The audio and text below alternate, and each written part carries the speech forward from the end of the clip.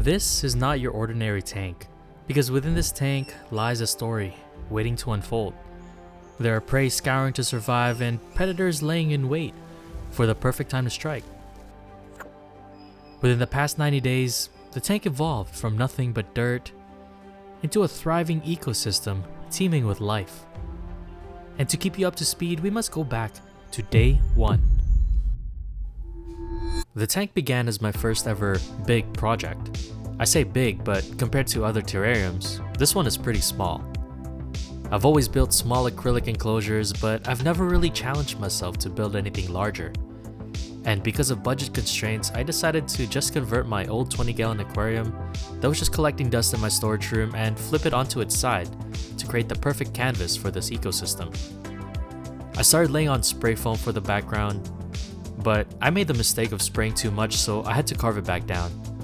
It took a pretty long while, but after that I added some pots, I covered it with Cocofiber, and then topped it off with moss. As for the forest floor, I first added these 2 stones. This will just separate the land and water section, but I don't want to put soil just yet because the water will keep the soil constantly moist and will potentially drown the plant's root. To prevent that from happening, I added a thick layer of leca, which will serve as a drainage layer. I added weed fabric on top and then the nutrient-rich substrate. This is just your typical ABG mix, so if you're wondering how I made it, I'll list it down in the description below. From here, I planted the tank and then it was complete. Little did I know that keeping an ecosystem within a small tank is not as easy as I had thought. We'll get more to that later, but for now, I'll let the tank settle in. As time went by, new growth started to emerge. The plants are thriving and moss have started to grow, which is a good sign, because that means the conditions are being met. But it also means mold can thrive, which is not what you want in this small ecosystem. To help with that, I introduced our first inhabitants, the Springtails. These creatures will be the backbone of this ecosystem, keeping mold and organic waste down, which keeps the forest floor clean. And plus their poop will also serve as fertilizer for the plants. It's a win-win situation. As soon as I added them in, they immediately started exploring their new environment. At this point, I left the ecosystem alone to balance itself out. A few weeks later, I come back to this. I did not expect their population to boom this fast, nor did I expect them to swim as it grew. I kept pushing them back to land, but somehow they always end up like this. I mean, look at them. Not gonna lie, they're kinda adorable, but their population is booming. So it's time to add our first predator to the ecosystem, the vampire crab. With its menacing look and its razor-sharp claws, this creature will definitely wreak havoc to this ecosystem. Will they keep the springtail population in check, or will the army of springtails overrun them? Let's find out. Meet Helen, Kelly, Molly, and Tom. These are my vampire crabs, and they're not actually as terrifying as you might think.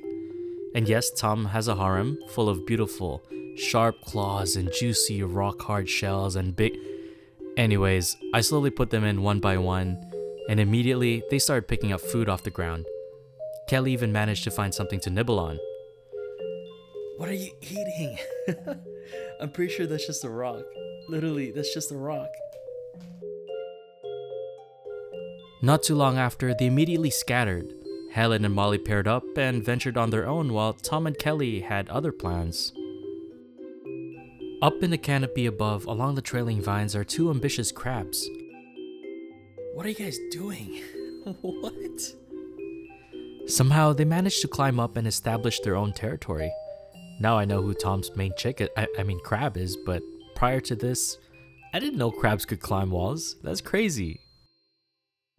They spent their day eating and picking off the moss, but as soon as it got close, they immediately started crawling away.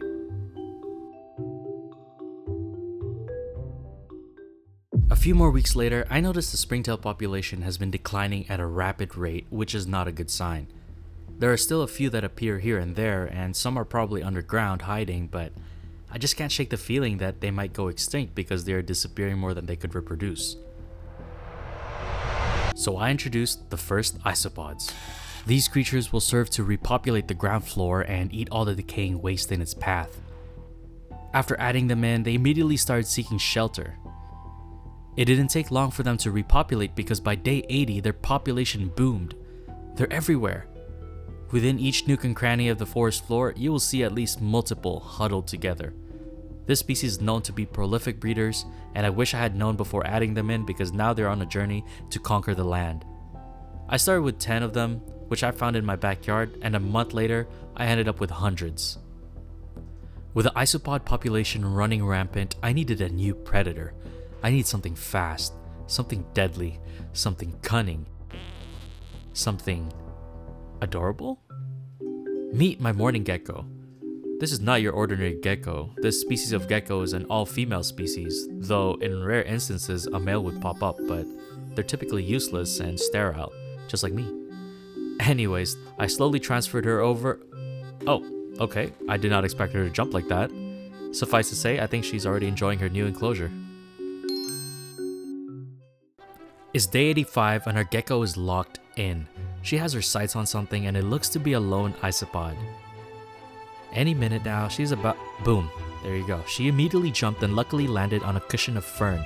I don't know whether it was calculated or just plain suicidal, but it was pretty graceful landing if you ask me. And before my camera could focus, she immediately swallowed that isopod in one big gulp. Hungry for more, it looks like she has her sights on another prey.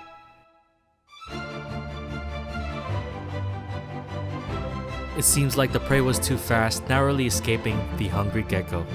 But she's not giving up just yet, because she's locked in again.